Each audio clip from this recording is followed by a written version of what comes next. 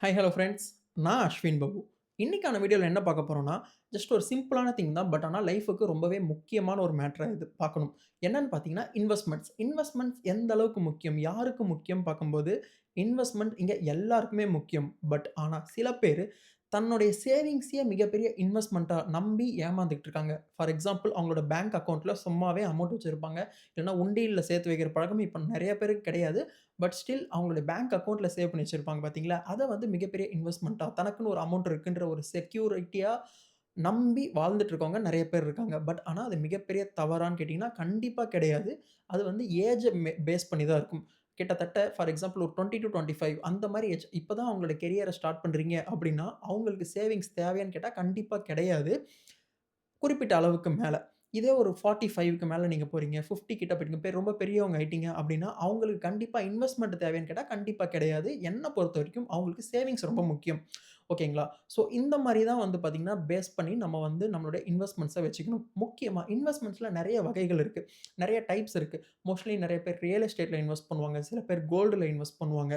But ஆனா அதையும் தாண்டி ஸ்டாக் மார்க்கெட்ன்னு ஒரு மேட்டர் இருக்கு. ஸ்டாக் மார்க்கெட்ன்னு தாண்டி அதிலேயே வந்து நெறைய டைப்ஸ் இருக்கு. ஈக்விட்டி, அப்புறம் வந்து பார்த்தீங்கன்னா, மியூச்சுவல் ஃபண்ட்ஸ் இருக்கு. எஸ்ஐபின்னு சொல்லுவாங்க. எஸ்டபிள்யூபின்னு சொல்லுவாங்க. இந்த மாரி நெறைய இது ஸ்டாக் மார்க்கெட்டுக்குள்ள மட்டுமே இருக்கு. இதையும் தாண்டி பாண்ட் மார்க்கெட்டுன்னு ஒரு மிகப்பெரிய ஜெம் நம்மளுடைய கண்ணுக்கெல்லாம் மறைச்சு வச்சிருக்காங்க.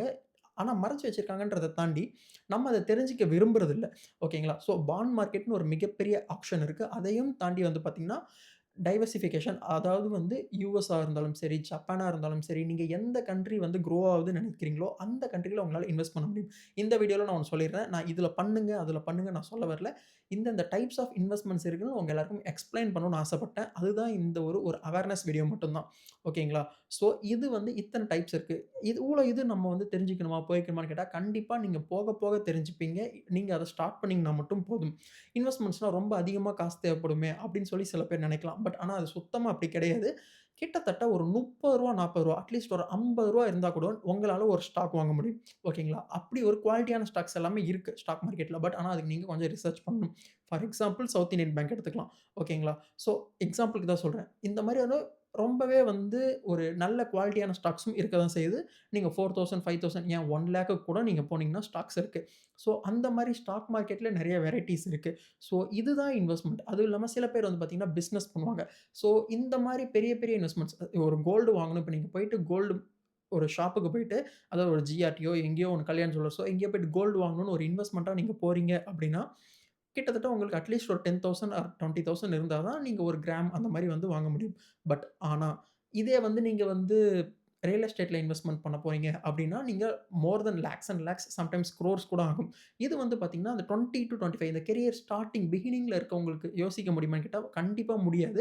அவங்களால இந்த மாரி விஷயத்துல இன்வெஸ்ட் பண்றதுக்கு. அதே டைம் வந்து பார்த்தீங்கன்னா, அவங்களால ஒரு ஸ்டார்ட் அப் ஆரம்பிக்க முடியுமா?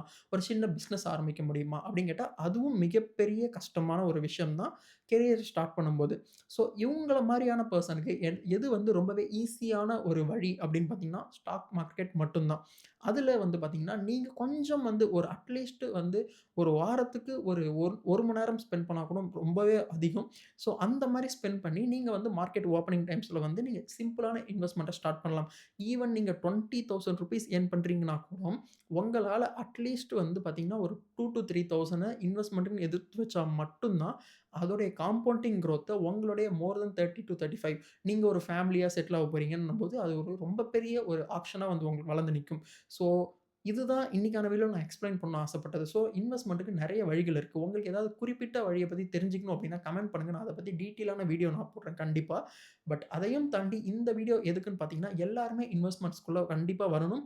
அப்ப மட்டும் தான் உங்களால இந்த எக்கனாமிக்ஸ புரிஞ்சுக்க முடியும்.